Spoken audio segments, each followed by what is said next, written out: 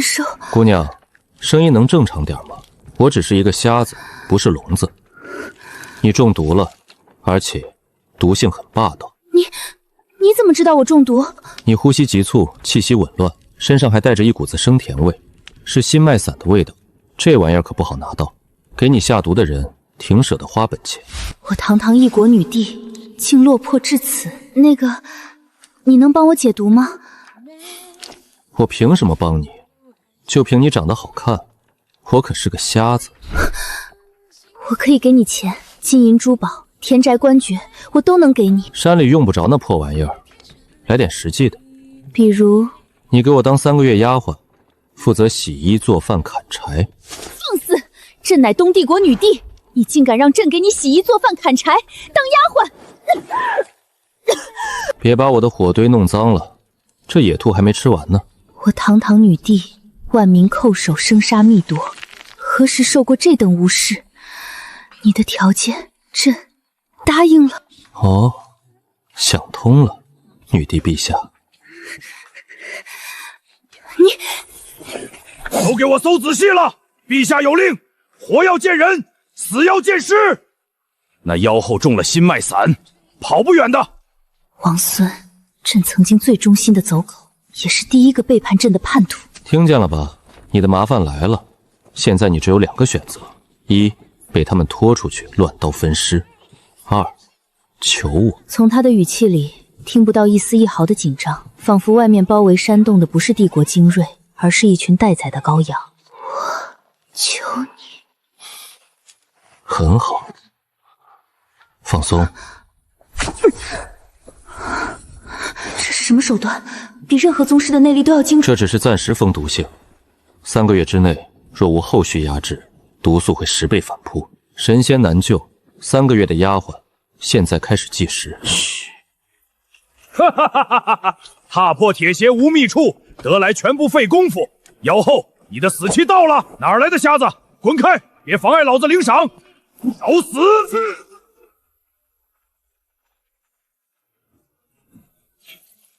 一招，不，连一招都算不上，仅仅是随手一挥，就秒杀了宁气境7重的禁军副统领。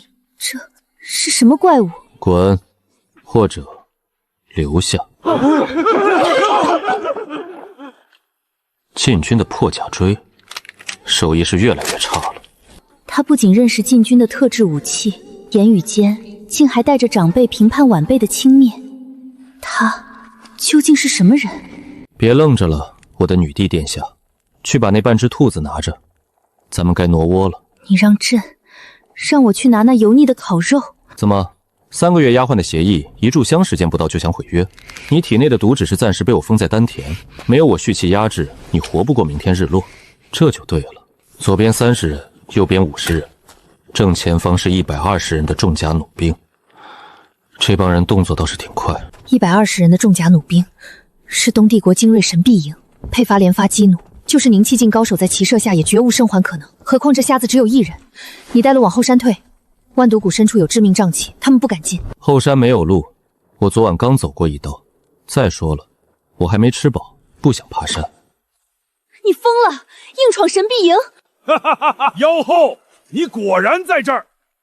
王孙那个废物死了也是活该，连个女人都看不住。你现在身边就剩个瞎子当护卫。那是神臂营，他们的破甲箭头刻有破气阵法，专破5副罡气，你挡不住的。刚才那个叫王孙的废物，拿的就是你们的破甲锥。那阵法刻画的歪七扭八，核心的导气槽足偏了3分，用3等黑曜石做阵眼，简直暴殄天物。这种破铜烂铁也配叫破甲？放箭，把他们射成肉泥！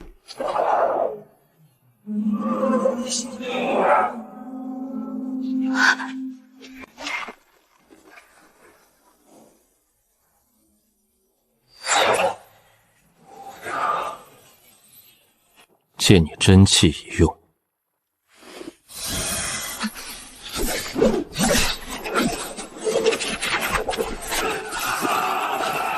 100多名武装到牙齿的帝国精锐，被一招尽溃。看到没有，阵法不是那么用的。真正的破甲靠的是阵法回流和共振。你们帝国的铸造师全是一群蠢货。你到底是谁？把路让开。你刚才用的那招……闭嘴，保存体力。你走路的喘气声吵到我的耳朵了。前面还有3道封锁线，我可没兴趣每次都动手教你们做人。这里是断龙崖，我们走错方向了，这里是死路。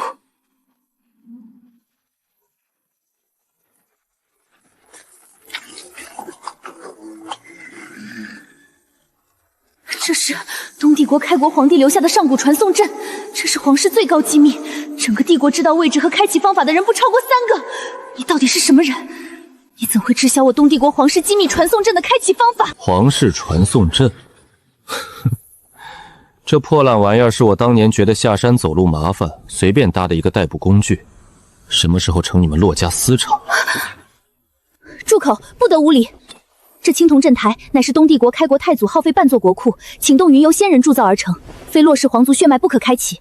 你一个日后还得靠他活命，老娘忍。仙人？你说那个留着2撇老鼠须连基础5行聚灵阵都能化粉的江湖骗子？当年我路过这破地方，缺个下山的歇脚处，顺手扔了几块灵石布了短距离传送。那老骗子没天赋，跟在我屁股后面转了3个月，才学到这点三脚猫功。看到那块多出来的王八图没？那就是他自作主张加上的防伪标志。至于你说的皇族血脉开启，那是因为这破阵年久失修，灵气漏光了。你们洛家太祖用血气强行替代灵气做导液，简直是把精美的瓷器当尿壶使，愚蠢！行了，别在那儿发呆，过来。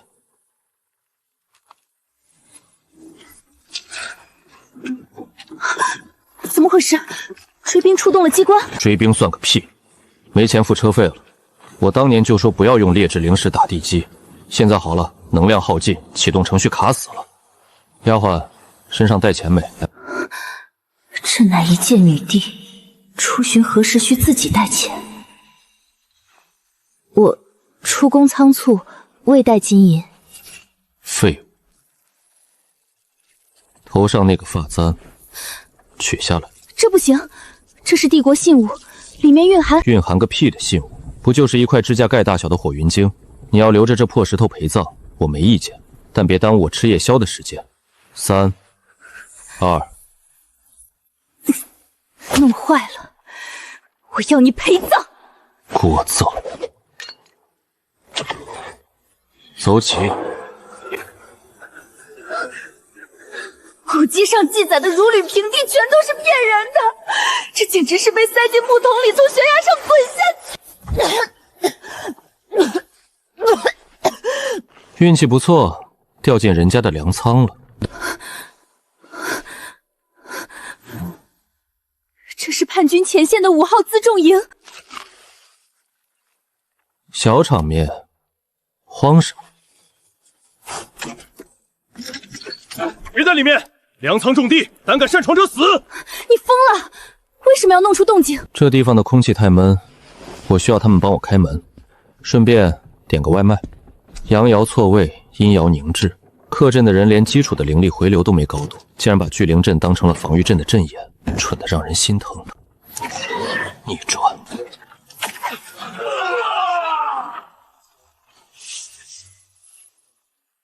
有刺客包围粮仓！放箭！放箭！篡改过的阵法，防御力远超原版10倍。帮他们升级了一下安保系统。你打算在这里待一辈子吗？等他们调来破城弩，这地方迟早被夷为平地。放心，这阵法他们打不开，而且我们马上就走。怎么走？外面被3000人围得水泄不通。阵法逆转产生的灵力漩涡，刚好可以充当遁地符的启动能源。我刚才说了，来这里只是为了顺点干粮，毕竟接下来的路连个像样的客栈都没有。带上2条火腿丫鬟，我们要下前了，注意闭气，别被泥巴呛死。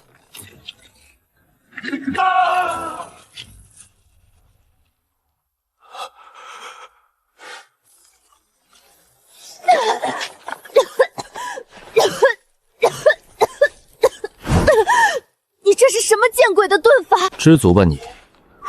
粮仓的灵力能送我们到平阳镇外，已经是超常发挥。要是按照你太祖老头的破阵手法，我们现在大概被卡在地下300尺的岩层里当化石。心脉散的压制效果还有2个时辰，再不弄到青灵草、白虎骨和滋安寒潭水，你就准备在这块风水好地挑个坑吧。平阳镇是方圆100里最大的集市，去那里买药。就穿成这样去，镇子上必定全是追捕我的通缉令。我这副尊容走到街上就是活靶子。你对自己的容貌过度自信了。你现在去河边照，要是有半点像那个高在上的女帝，我跟你姓。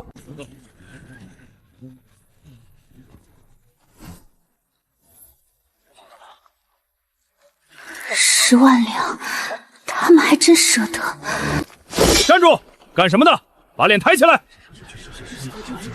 哎呦，军爷行好，他是个天生哑巴，脑子也不太灵光。瞎子带他进城抓几副打虫药。这瞎子变脸的速度比翻书还快。赶紧滚进去，别在城门口碍眼。别乱看，你现在的身份是个傻子。我们去哪儿买药？镇子上的药铺多半被叛军盯死了。谁说去药铺买？打铁的，要3两青灵草，半斤白虎骨，配1壶3年以上的寒潭水，记在老账上。哪儿来的瞎子跑铁匠铺买药？找死呢！黑市鬼手王瞎子，怎么改行打铁后，连老顾客的规矩都忘了？需要我把你当年偷看寡妇洗澡被砍掉1只眼睛的光辉事迹宣扬一下吗？规矩没忘，但你要的这3样东西现在是禁药，上面发了话，新卖散的解药材料全镇封锁，谁敢私售，诛9族。我这里只有存货，不卖。我不是来买的，我是来拿的。稍等，我这就去拿。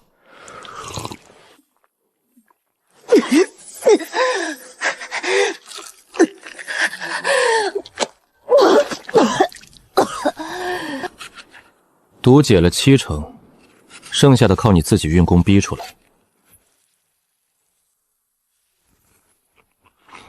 丫鬟，去做饭，我饿了。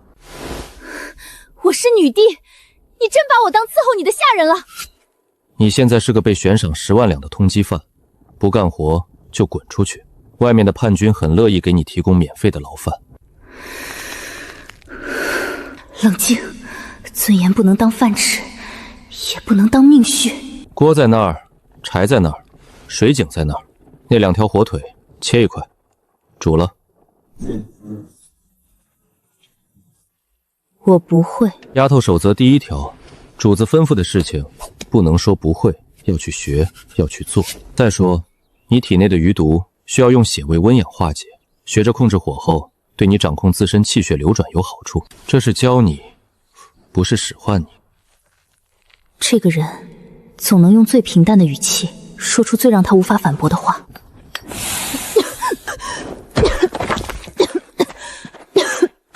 柴是湿的。昨晚下过雨。丫鬟宫则第2条，主子赏的不能拒绝。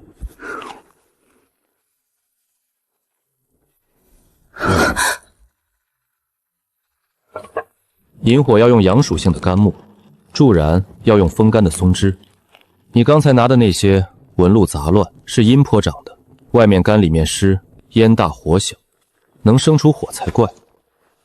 接下来看你了。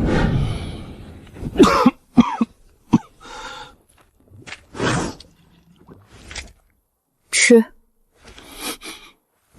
你把青灵草的根也一起放下去了。书上说固本培元。你还放了当归。书上说补气活血。那块黑炭是什么？火腿。我以为它只是娇生惯养，现在看来这是能把厨房变成炼丹炉的绝世奇才。不好了，出大事了！镇子上来了个大人物，是镇北军的副都统李玄。那李玄手底下养着一个从天机阁来的阵法高人，现在全城戒严，挨家挨户的搜，不是查路枝，是直接用阵盘扫，任何有真气波动的活物都逃不过。天机阁精通阵法推演，妹妹竟能请动这种宗门，这不是军队追捕，是修士级别的清洗。阵盘已经从东城开始扫了，最多半个时辰就到咱们这条街，完了，全完了。盐还是放多了。你还有心思吃？丫鬟守则第3条，自己做的饭，跪着也要吃完。你们待在这儿，别出声。我去拆个东西。阁老，如何？奇怪，附近灵力场紊乱不堪，像是被什么强行干扰了。不过逃不掉的，那妖后中了心脉散，气机必然大乱。只要他在这儿，就一定会被揪出来。将军，前面有个神算子摆摊，他说我3天内必有血光之灾，我出门就摔了一跤。拖下去，砍了！将军别啊！那先生是活神仙，他算出我失踪3年的丈夫今天回来。你看，是哪个江湖骗子敢扰乱我的阵法？将军必须立刻清场！程慧一卦10文，不准不要钱。放肆！在将军之前还敢装神弄鬼！魏军爷，火气不要这么大，没心带煞，近期恐有兵戈之祸，血溅无耻啊！哦，那我倒要请教先生，我这祸从何而来？你有3祸，第1祸在北，你此次南下平叛，看似风光，实则后院起火。你留守北境的副将已与北蛮王庭暗通关曲，不出10日，北境3州将烽烟四起。你这平叛的功劳，怕是要变成师徒的罪责。第2祸在内，这位葛老先生并非真心为你效力，他曾与当朝太后有过密约，此行目的不是帮你抓人，而是寻一件东西。一旦东西到手，他会立刻将你灭口。你胡说八道！至于第3祸，你今天出门惹到了我。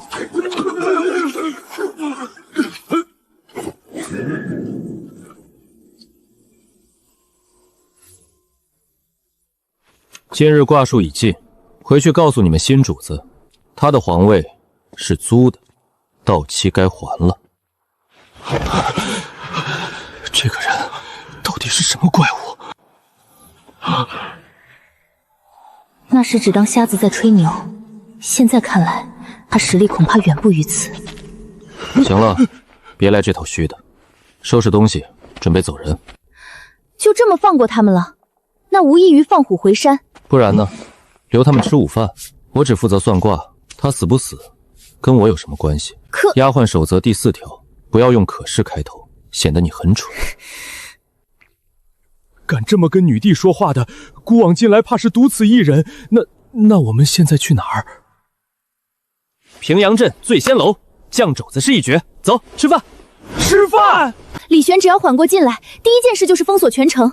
我们现在去醉仙楼，等于自投罗网。他不敢，我饿了。听说了吗？西街来了个活神仙。什么活神仙？是神仙下凡，用手一指，几百官兵全跪下了。不对，是瞎眼神算，天降神雷，把李将军的刀都劈碎了。上仙大驾光临，小店有失远迎。1斤酱肘子，1壶女耳红，4个小菜，要一间清静的雅间。有，天字1号房一直给您留着呢。看我干什么？吃啊，凉了就不好吃了。丫鬟，给我倒酒。我们到底要怎么离开？李玄就算一时被你吓住，等他回过神，我们还是死路一条。酒不错，急什么？离开平阳镇需要一个交通工具。交通工具？别光看着吃，一会儿还要赶路呢。今天傍晚会有一辆马车从南门运丝招去京城，车厢宽敞，带熏香，坐着舒服。我们就坐那个。那是李玄的军需车队，专门讨好我妹的贡品，守卫森严，我们怎么可能？所以说是借。问主人借东西，怎么能叫抢呢？这是礼貌问题。封锁醉仙楼，一只苍蝇都不许飞出去。李某无意与先生为敌，但妖后乱政，乃帝国公敌，还请先生将妖后交出。李某愿以黄金1万两，外加北境3州最好的马场，以作谢礼。这个条件，对任何人都是无法拒绝的诱惑。第一，她现在是我的丫鬟，不是什么妖后。第二，你说的那个马场，草料是哪儿产的？有没有经过晾晒祛湿？马匹血统是北蛮汗血马还是西域大鱼马？平均肩力如何？我这个人对坐骑很挑剔的。重点是这个吗？不是黄金1万两吗？怎么拐到马饲料上了？答不上来，一点诚意都没有。看来这生意谈不成了。先生留步，此乃镇龙庄，天机阁至宝，能封禁一方空间。只要先生交出妖后，此物便归先生所有。皇家密简有载，上古禁器镇龙庄，这瞎子该不会动心了吧？哦，想起来了，这不是我当年用来给家里那棵弯柏树扶正用的，没想到过了这么多年还在啊。扶树用的？吃啊，都凉了。上古禁器用来给树扶正？发什么呆？把碗收了。等会儿要跑路，没吃饱可没力气。你打算怎么做？很简单，第一步吃饭，第二步下楼，第三步回家。说点我能听懂的。镇龙桩的原理是扰乱空间灵力，形成一个封闭的立场，确实挺麻烦。不过嘛，任何阵法都有阵眼，这玩意儿的阵眼不在那个铜箱子里，而在使用它的人身上。更具体点，在李玄的左边鼻孔。你确定？我设计的，我能不确定？当年为了方便开关，我给他弄了个气息感应开关，谁知道后人这么蠢，把使用说明书弄丢了，只知道用蛮力启动，每次都得抬个大箱子出来，累不累啊？让一个凝气境7重的将军听话的吸一口气。所以说，专业的事情要交给专业的人来做。丫鬟，你去开窗。敬酒不吃罚酒，既然先生执迷不悟，就别怪李某无礼了。起阵，给我把这栋楼碾成平地！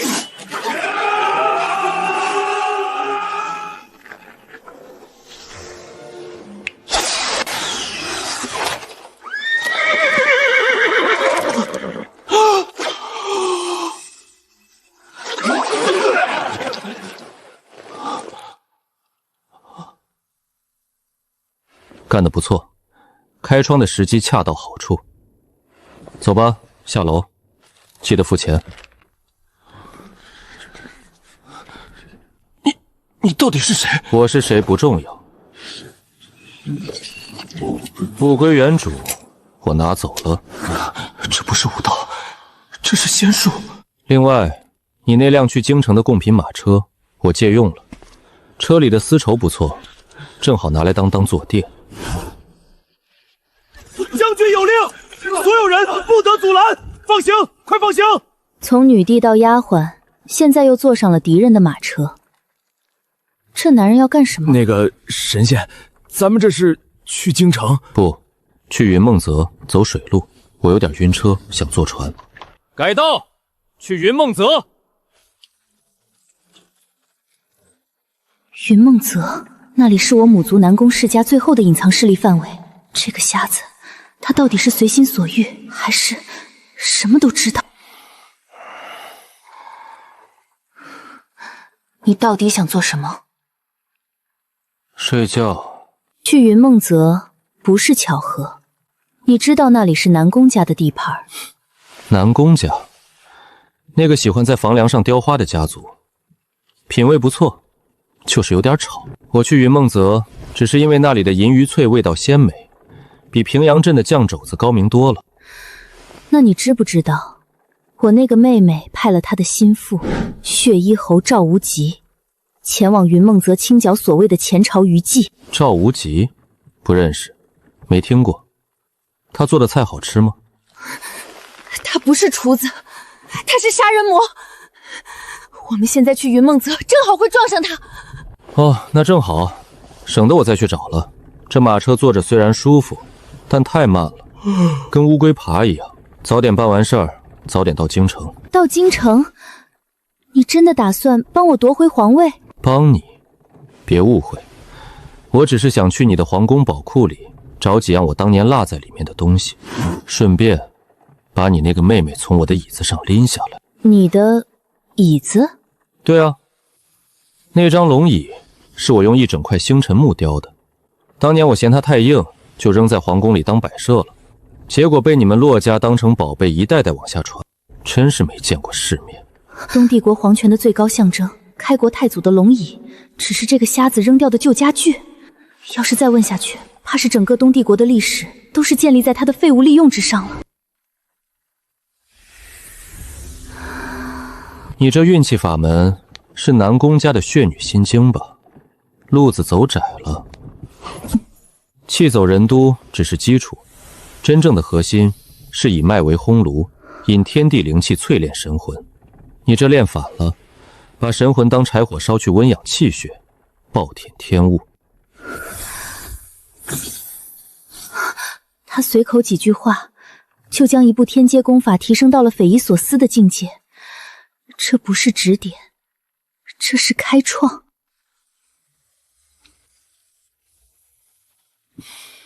可惜，血放的太多，把鱼都吓跑了。丫鬟，下车干活了。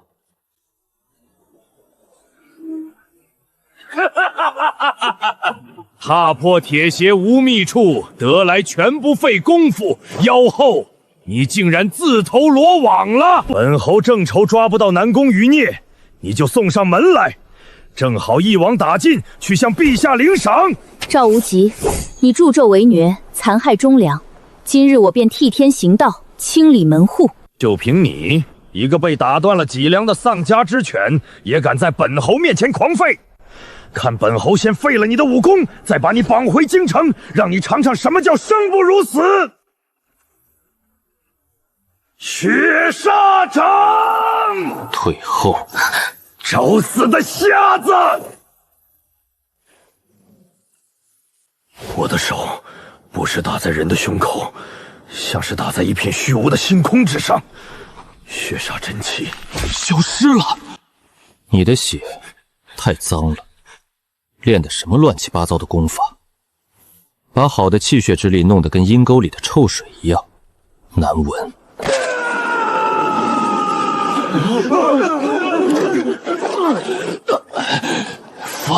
放开我！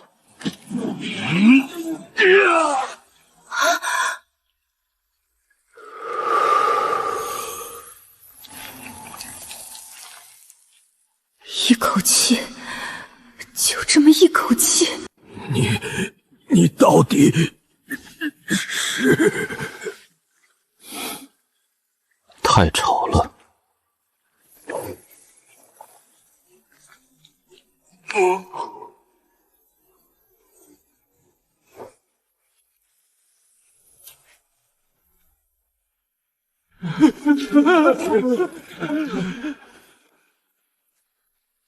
提纯了半天，就弄出这么点玩意儿，杂质太多，能量驳杂，给我家后院那只看门狗当磨牙棒，它都嫌硌牙。喂，那个穿的最花哨的，对，就是你。神仙，您叫我？你们这船不错，我征用了。现在把你们侯爷抬上船，然后带着剩下的人开着那些小破船，滚！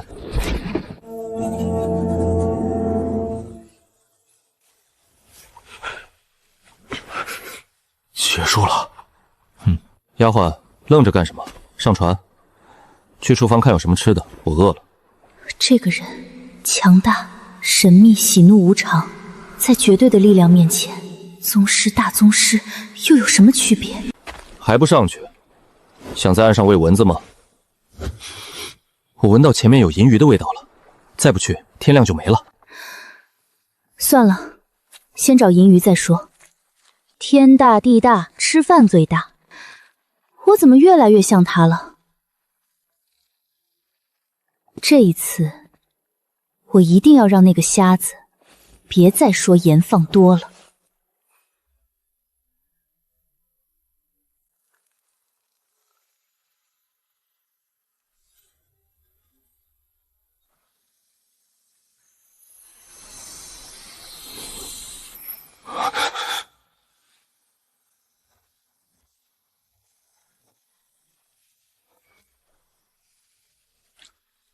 吃吧，火候不错，外焦里嫩，用了7钱猪油，3钱菜籽油，配上一点紫苏去腥，有点意思。用鱼骨熬汤，加了姜片和天麻。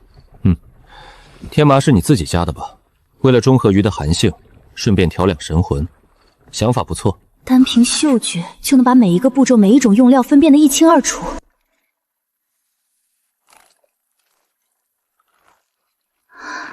比当年在金轮殿上等百万大军战报还紧张。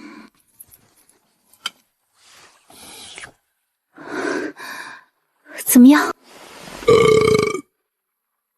盐还是放多了，不过这次只多了1钱，比起上次那锅能憨死人的炭烧火腿，进步很大，值得鼓励。这是什么？我早年间随手写的一些食谱，里面记录了972种食材的处理方法，和3645道菜的烹饪技巧。你那个玄女心经的创始人，当年就是看了这个，才悟出用真气控制火候的法门，开创了一代宗门。南宫家的不传之秘，天阶功法的灵感来源，竟只是一本食谱。看你这么努力的份上，赏你了。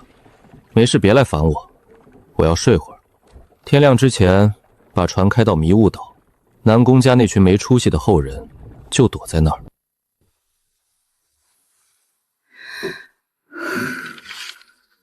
迷雾岛常年毒瘴笼罩，暗礁密布，号称10传9沉。南宫家的人果然躲在那里。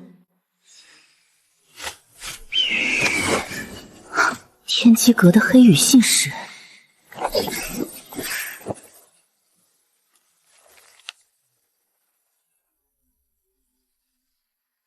南宫熙，小姨，她是南宫家除我之外唯一的嫡系血脉。麻烦了。怎么了？这雾里有东西。什么东西？一种我很多年没见过的、很讨厌的生物。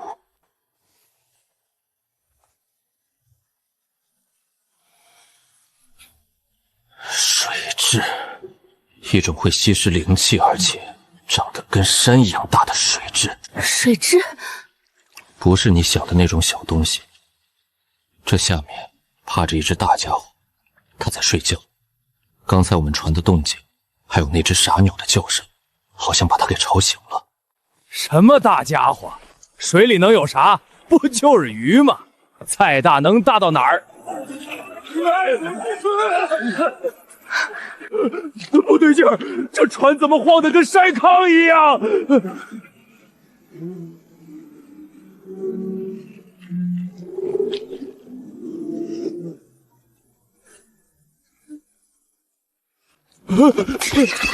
这是什么鬼东西？那不是山丘，是一节生物的躯体。这东西叫太古灵智，靠吞噬天地灵气为生，平时沉睡在灵脉深处，几千年都未必醒一次。我们运气不错，碰上了。运气不错，这叫倒了8辈子血霉。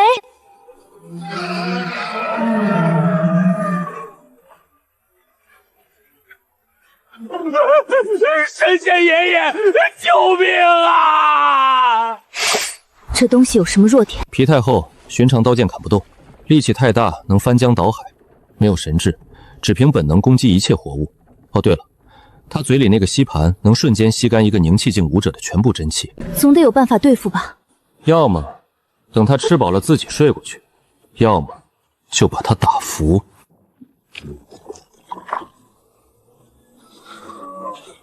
完了！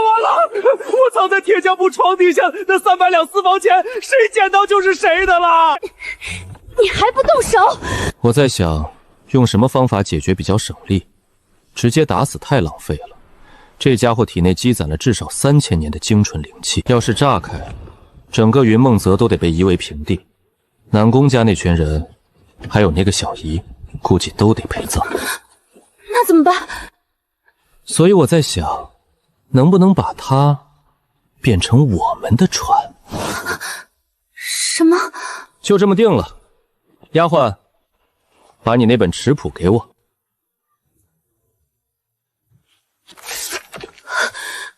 那可是堪比天阶功法的秘籍。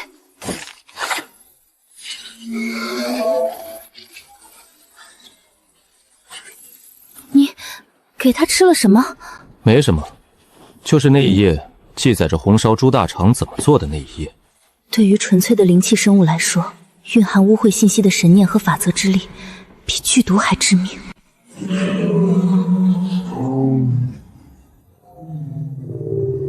死了？没死，只是神魂被我重塑了。从现在起，它就是我们的船了。走吧，去驾驶室。简陋了点儿，先凑合用吧。自动导航，声控操作。去迷雾岛。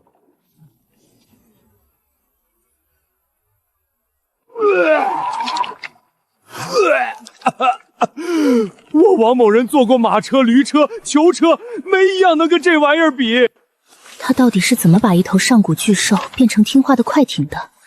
答案一定在这本书里。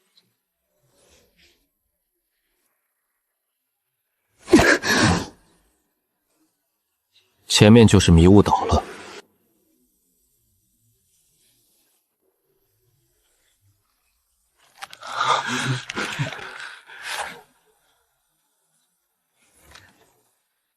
南宫家洛清离前来拜见。是女帝陛下。此地没有女帝，只有南宫家的后人。南宫宴就在哪儿？我有要事相商。家主在议事厅，我这就带您去。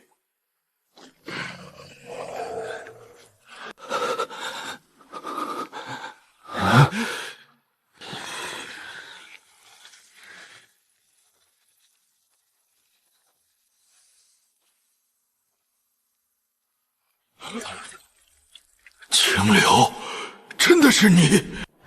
舅舅，快起来！你怎么会来这里？外面天罗地网，你……此事说来话长，我这次来是有一件万分紧急之事。天机阁，好一个天机阁！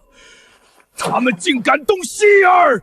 天机阁形势很辣，希姐儿落在他们手里，怕是凶多吉少啊！云梦新玉乃我南宫家最后的屏障，若交出去，数百口人暴露在朝廷屠刀之下。可那是希姐儿啊，总不能见死不救。家族的存亡和一人的性命，这道选择题太难了。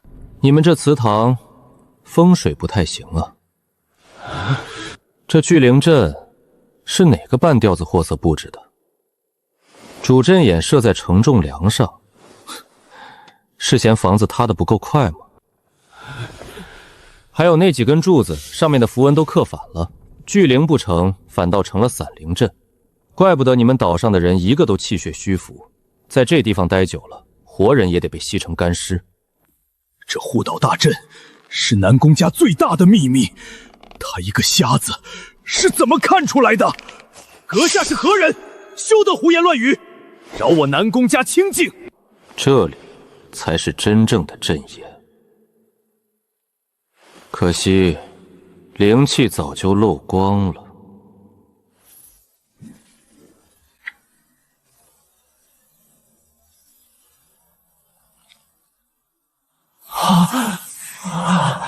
护岛大阵不但被修复了，威力竟比全盛时期还强了10倍不止。现在风水好了点儿，可以坐下来谈谈怎么救人了吗？先生，请上座。胖子，给我削个皮。好嘞，神仙爷您稍等。神仙的跟班，丫鬟的跟班，专业削皮100年。先生大恩，南宫家没齿难忘。只是这云梦新玉乃护岛大阵唯一阵书，一旦离岛，大阵便会彻底失效。届时天机阁和朝廷鹰犬随时可以攻上岛来，我南宫家数百口。哦，你是说这个？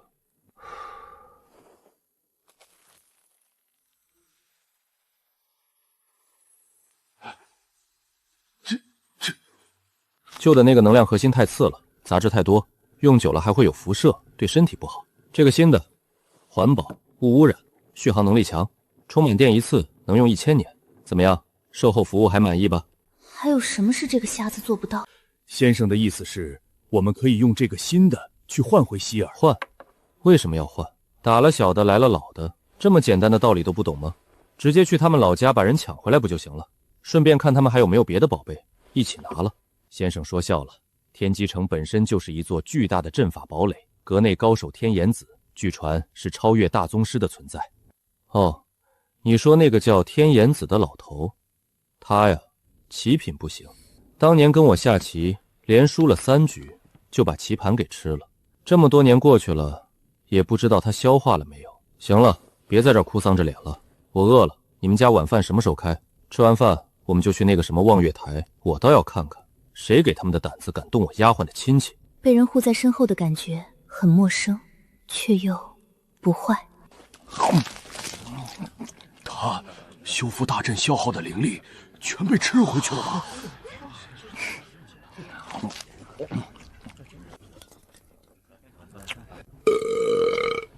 丫鬟，别愣着了，准备出发。现在就走，离天机阁约定的子时还有1天。谁说我们要去望月台了？直接去他们老家天机城。可我们不知道天机城在哪儿。我知道啊。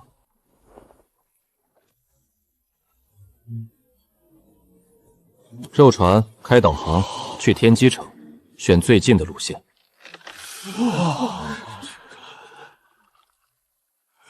走吧，再磨蹭，你小姨就被人炖汤了。跟着这个瞎子，这辈子可能都无法过上正常人的生活了。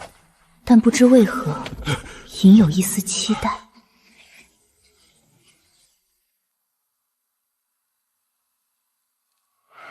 这盘棋研究了500年，仍然无解。怪在，天机一片混沌，是哪路煞星搅乱了天数？阁主，不好了！山门外来了个怪物！慌什么？天机城有上古大阵保护，就算是七国联军也休想！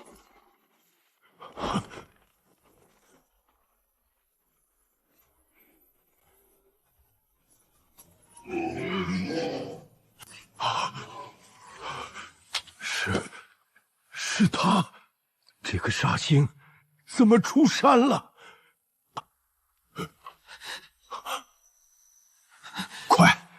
快去请清玄长老，让他立刻停止计划，把人放了，不，把人恭敬敬的送出来。这阵法与山川地脉相连，生生不息，想要强行破开，恐怕不易。是不太好拆。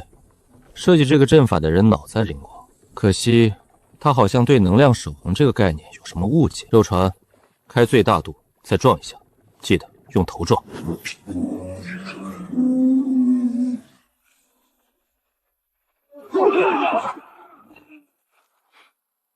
再来一下，就该碎了。质量还是不行，给个差评。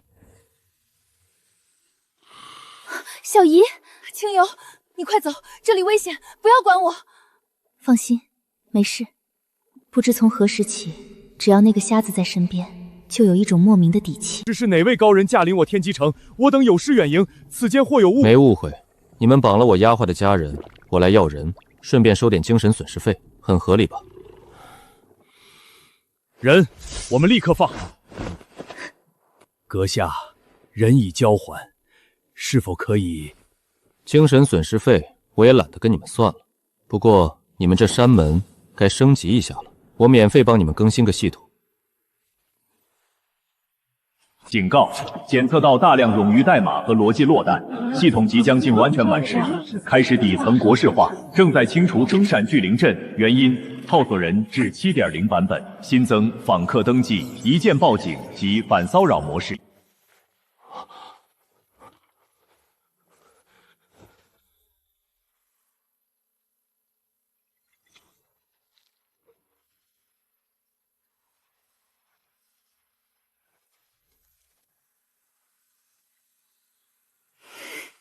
神仙爷，您这是把天机阁给黑了？什么叫黑？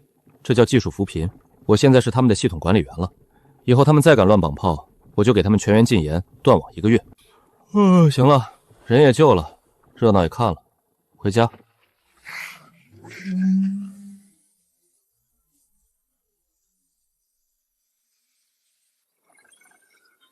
清幽，你瘦了，也黑了，这些日子苦了你了。我没事，倒是小姨你被他们抓去，没受什么委屈吧？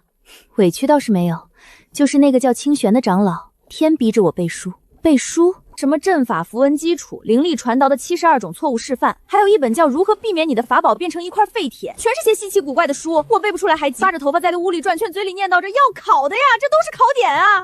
天机阁那群人，8成是被白夜行那个系统升级给逼疯了。神仙爷，您尝，这天机阁的点心做的还真不赖，甜而不腻，入口即化。糖放多了，桂花用的是陈年干桂，香气不足，面粉里掺了7成以上的陈米粉，口感发黏。拿开，影响我修行。我觉得挺好吃的。清幽，这位先生是？说他是隐士高人，他大部分时间都在研究怎么吃，说他是救命恩人，他张嘴闭嘴都是丫鬟，一个债主。那里曾是我的家，是我呕心沥血治理了3年的帝国心脏，现在却盘踞着我最恨的敌人。前面就是洛阳了，清幽，你打算怎么办？再加上洛清燕新招募的各路高手，不下30万之众，我们这么几个人，兵来将挡，水来土掩，在绝对的力量面前，数字毫无意义。我现在唯一需要担心的是他的心情，万一他心血来潮，觉得皇宫建筑风格不好，要免费升级一下，那我就算夺回了皇位，恐怕也得睡在工地上。有东西过来了。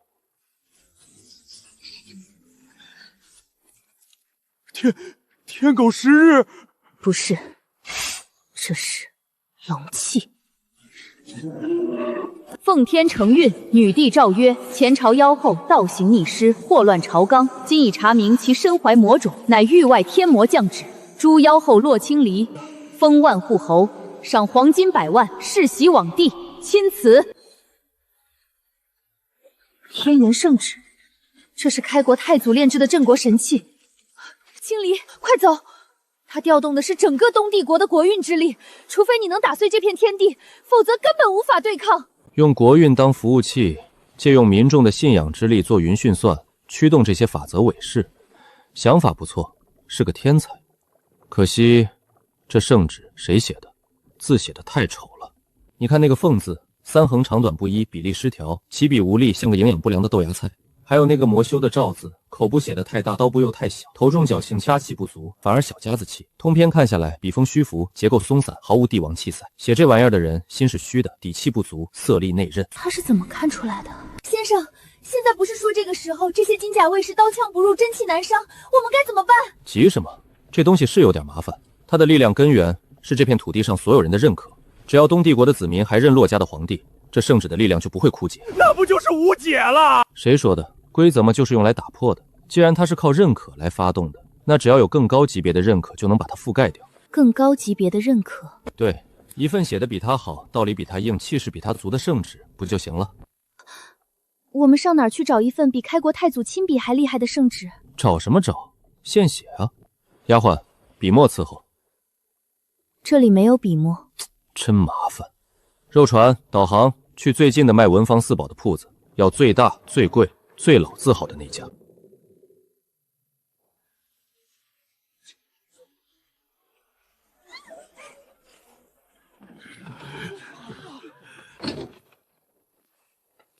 老板，买东西。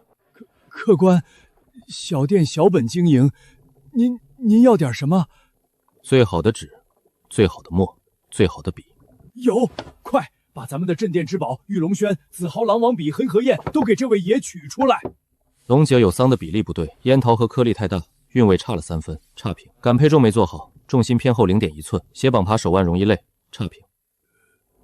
这砚台是谁让你们在上面刻汉墨斋3个字的？画蛇添足，狗屁不通！这么好的一块虚空石，就这么被3个丑的跟鬼画猪一样的字给毁了，暴殄天物，简直是暴殄天物！这是祖师爷传下来的，上面本来就刻着字啊。行了，东西我要了，多少钱？开个价。不要钱，不要钱，爷您能看上，是小店的福气，您拿走都拿走。我从不白拿人东西，我留着也没用。这玩意儿杂质太多，你拿去磨成粉掺在墨里，以后你们家的墨能多卖10倍价钱。东西买好了。玉龙方纸，九子墨王，星河五沈砚。干什么？你来写。我来写？让我写一道比开国太祖亲笔还厉害的圣旨？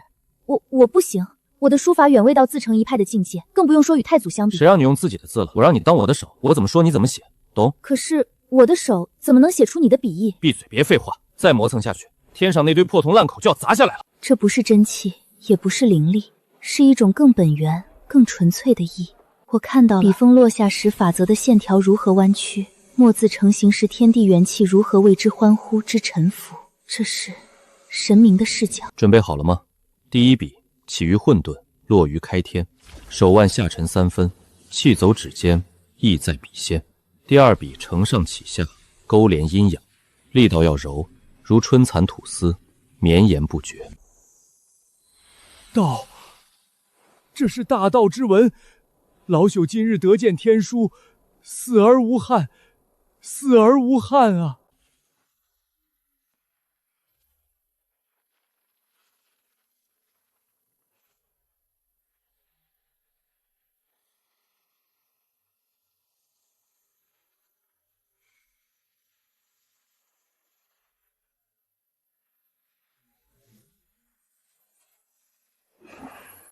如果说之前的我看到的是一个国家、一个朝堂，那么现在我看到的是天下，是苍生。感觉怎么样？走吧。前所未有的好。进宫，你那个妹应该已经吓尿了。顺便，我去看我的椅子有没有被她做坏。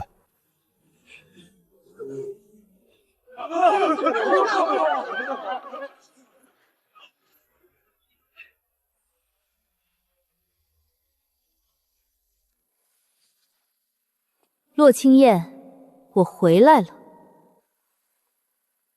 这把椅子，你坐的还舒服吗？